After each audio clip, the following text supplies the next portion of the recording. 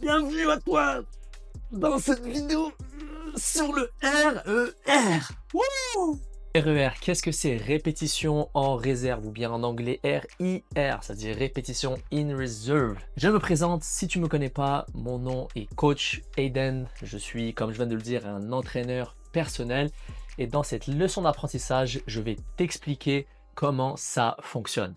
Petit disclaimer avant de se lancer dans le vif du sujet, si jamais tu vois des choses écrites comme phase, compagnon, tout ça, puis tu te demandes qu'est-ce que c'est, il faut savoir que j'ai des programmes d'accompagnement dans lesquels on aide nos clients à perdre du poids pour devenir la meilleure version d'eux-mêmes et afin d'avoir un changement d'identité. RER, c'est une méthode d'entraînement avancée en hypertrophie, donc en musculation. RER sert à estimer le niveau d'effort nécessaire pendant que tu fais un exercice avant d'arriver à l'échec musculaire. Il te permet par les ressentis, par les sensations de planifier à combien de reps près tu es proche d'avoir un échec musculaire. Le RER a été créé afin de remplacer le pourcentage du RM. Donc on entend très souvent cette chose passer dans les programmes d'entraînement.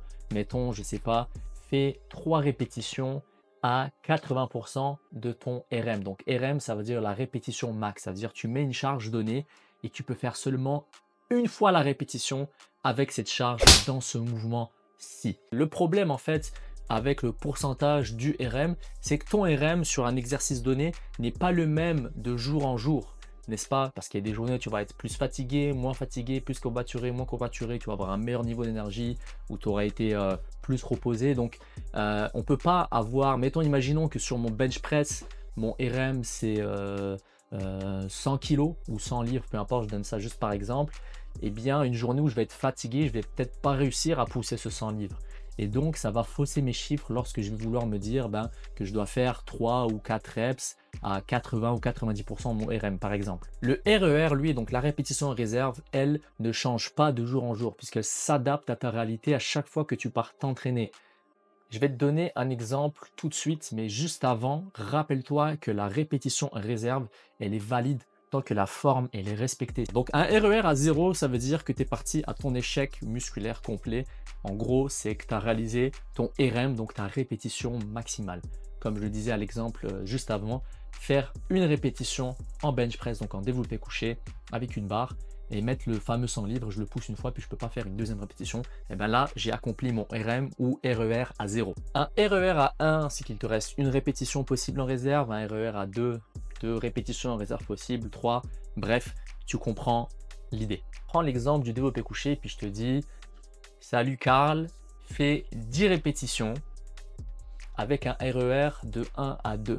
Si après tes 10 reps, tu te sens encore capable d'en faire 5 ou 6, c'est que tu ne respectes pas ce que je viens de te donner, à savoir un RER, un répétition réserve de 1 à 2. Attention, attention, s'il te plaît, c'est clairement vital que tu gardes la forme. Le RER est respecté uniquement si tu gardes une forme viable. Si tu commences à tricher sur ton mouvement, à faire des balanciers de je sais pas trop quoi pour aller compenser avec d'autres muscles afin de rajouter par exemple ton RER de 1 à 2, ça ne fonctionne pas. Donc dans l'exemple du bench press, tu fais ça vraiment bien, ok?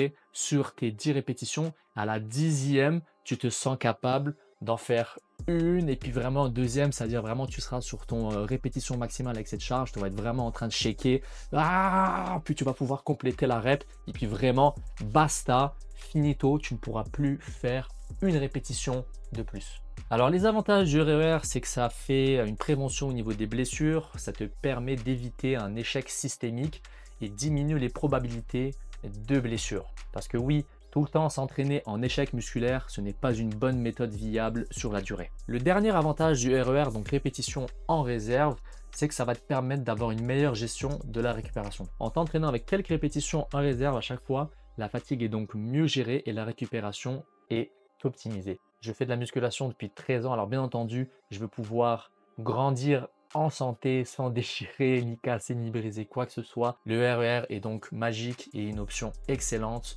pour planifier de manière intelligente, sécurisée et efficace une progression optimale dans ton entraînement de musculation.